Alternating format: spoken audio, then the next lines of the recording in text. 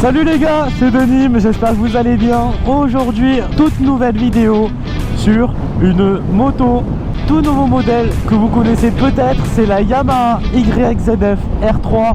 Et comme vous pouvez le voir, c'est une petite sportive accessible à partir de 18 ans avec le permis A2.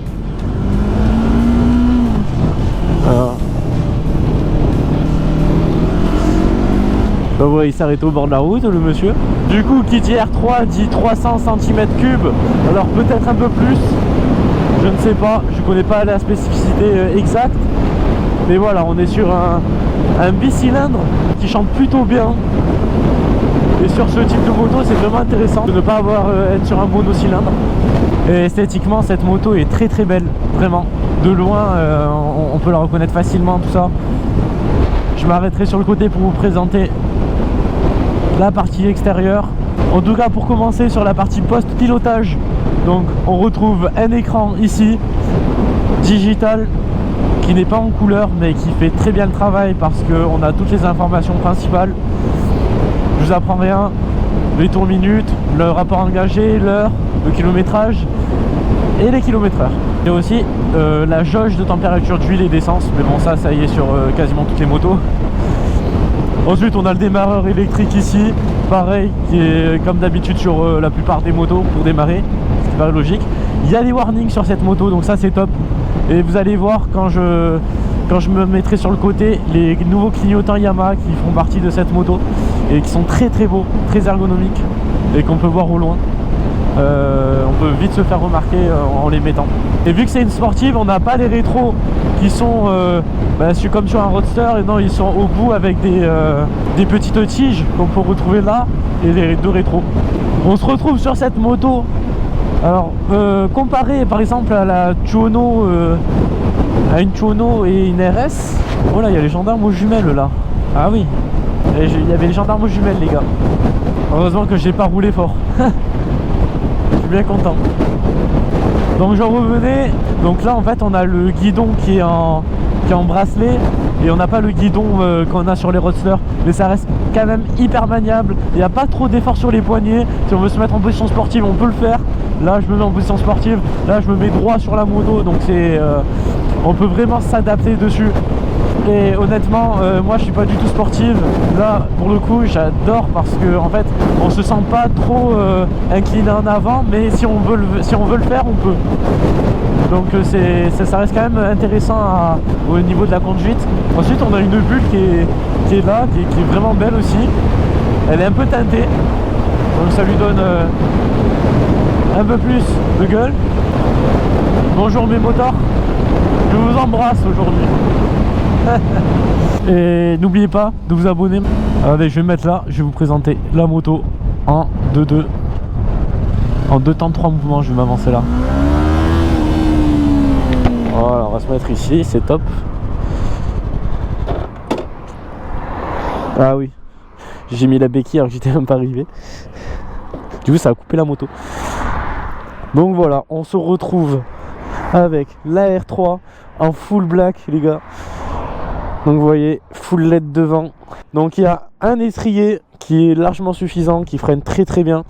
Donc voilà les nouveaux clignotants dont je vous parlais, qui sont comme ça, ils sont plats en fait. C'est plus les clignotants un peu plus en relief. Et vous voyez, vous allez voir quand je vais mettre les warnings, ça, ils éclairent extrêmement bien.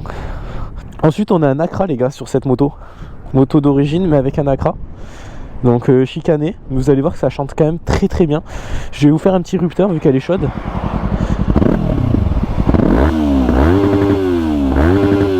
Voilà, vous voyez, ça chante très très bien. On entend le bicylindre monter dans les tours, donc c'est hyper agréable. Et ça c'est une moto que vous pouvez utiliser en ville, sur la route et tout. Alors après sur l'autoroute aussi, hein, on est quand même sur une petite cylindrée. Mais quand on est quand même pas proche de la 125, hein, on a plus de patates, il y a 42 chevaux il me semble, si je ne me trompe pas. Moi si j'ai un conseil à vous donner, prenez ça en jeune permis, motarde, jeunes motards qui ont quand même pas envie de prendre trop de risques, trop investir au cas où. Donc ça reste très intéressant pour débuter sur une moto sur la première année. Puis à la revente ça décote pas trop. pas de shifter sur cette moto, mais il doit y avoir peut-être une option. Je sais pas. En tout cas, à tester aussi sur piste. Voilà aussi où je voulais en venir. Je pense que cette moto sur piste serait très intéressante à exploiter. Parce que malgré tout, elle prend bien les tours. Vous allez voir, je vais me mettre en première. Je vais accélérer. On arrive très vite au rupteur. C'est une moto en fait qui n'a pas de bridage. Pour tous ceux qui ne savaient pas. C'est une moto qui en fait est en full. Donc peut-être même refaire une reproque dessus, je pense que ça n'est pas impossible. Il faudrait voir d'un point de vue légal aussi ce que ça pourrait rendre. Ah ouais mais... Excusez-moi, vous voulez pas vous décaler?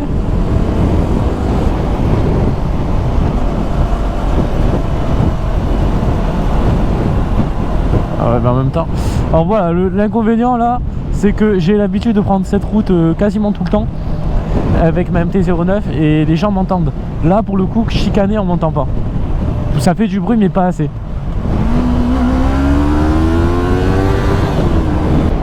Mais sinon ça pousse quand même hein.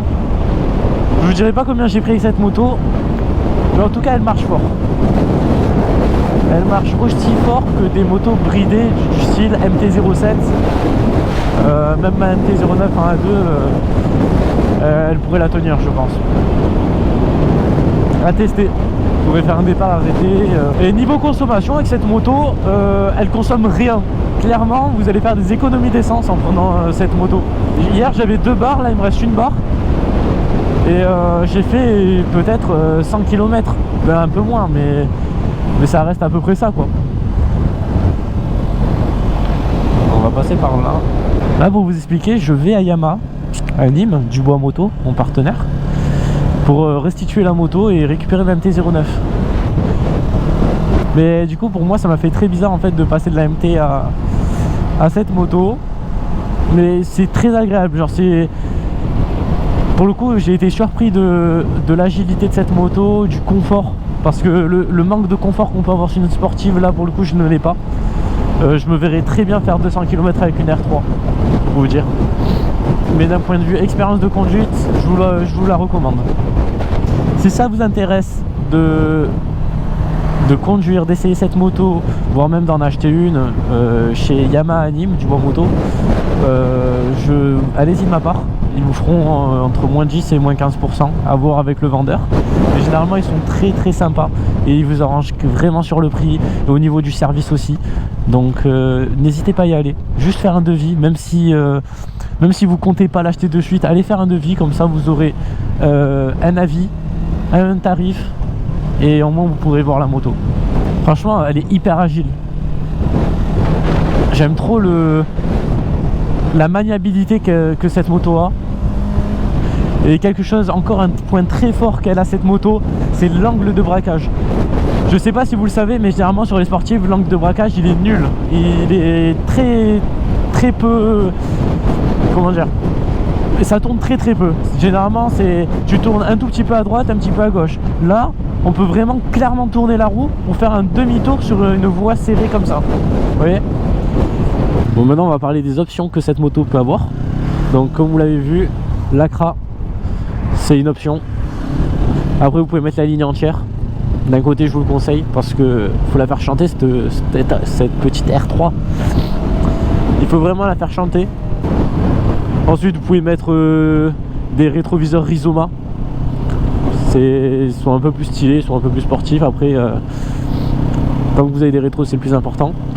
Des leviers Yamaha vous pouvez mettre. Des protections en bout de guidon, ça c'est le top, et que ce soit esthétique ou pour protéger.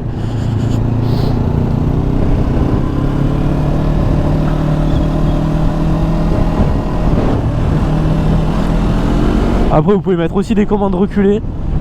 Là c'est déjà bien reculé, donc à voir si vous voulez être encore plus sportif au niveau de l'arrière. Les commandes reculées elles sont... c'est taillé dans la masse, c'est très beau esthétiquement. Alors malheureusement j'ai pas pu aller la tester dans les virages à l'air souillé. Mais si vous voulez une vidéo arsouille en sportive, que ce soit R3 ou R7, je suis vraiment partant pour lancer ce défi à Yamaha, pour qu'ils me prêtent une moto et que j'aille le faire. Donc dites-moi ça en commentaire.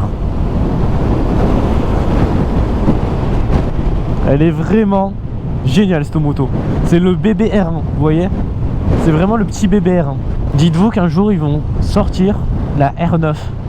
Je pense que la R9 ça va être la moto qui va tout chambouler dans la gamme Yamaha.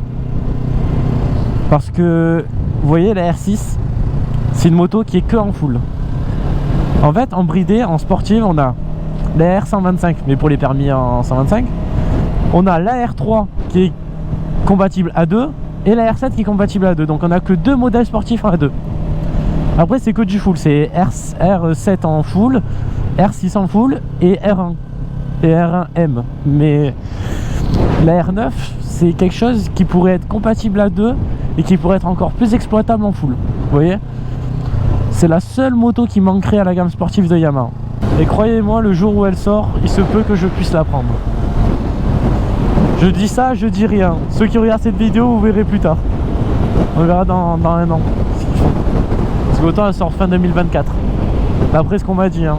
Elle marche tellement bien cette moto, c'est une dinguerie.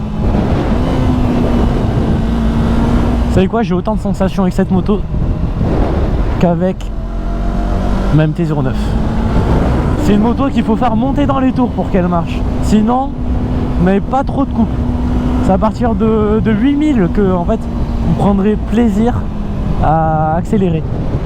En dessous c'est pour rouler économiquement. Oh, il y a là le pollen. Il y a énormément de pollen sur la route. C'est traître ça. Vous savez quoi, je suis limite déçu de la rendre. Avoir ça en moto de piste, déjà je pense que ça serait fou. Une R3 piste.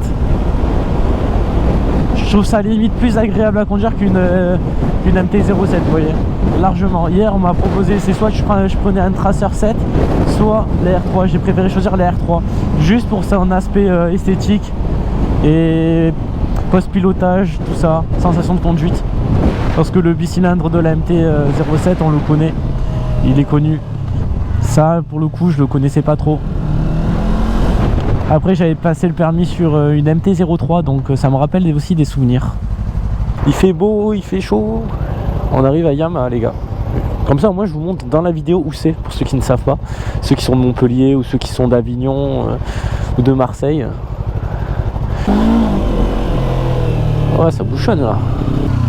Et voilà, on est arrivé. Bah où est-ce que je vais me garer? Oh, il est venu de Marseille. Putain, il m'entend pas. Ah, ça va et toi? Ah, t'es venu de Marseille? Ouais, encore. Ouais. Mais t'es incroyable. Et t'es venu en moto? Ouais. Il faut que tu me la montres. Dites-vous, cet abonné est venu le jour où j'ai récupéré ma MT-09. D'ailleurs, dédicace à toi frérot, parce que vraiment t'es un bon. Il est venu il a fait 200 bornes pour venir voir ma nouvelle MT-09 le jour du reveal. Et c'est incroyable, ça m'a touché les gars. Déjà ça, et en plus il a acheté une 1390, dites-vous. Il a acheté une 1390 Super Duke R. Ce qui reste quand même une moto très très incroyable. Et après, bah, à voir. Je suis déçu de ne pas avoir la passerelle pour pouvoir l'essayer sa moto. Et voilà, c'est ici Yamaha, du bon moto pour ceux qui ne connaissaient pas. Je pense que maintenant vous les voyez de plus en plus dans les vidéos. Donc bienvenue à vous ici. Bon les gars, fin de vidéo. La R3 est restituée à Yamaha. J'espère que cette vidéo vous a plu. N'hésitez pas à vous abonner. Et je vous dis à très vite pour une nouvelle vidéo. Pour tester de nouvelles motos encore. Allez les gars, c'était Denim. Je vous dis à très bientôt.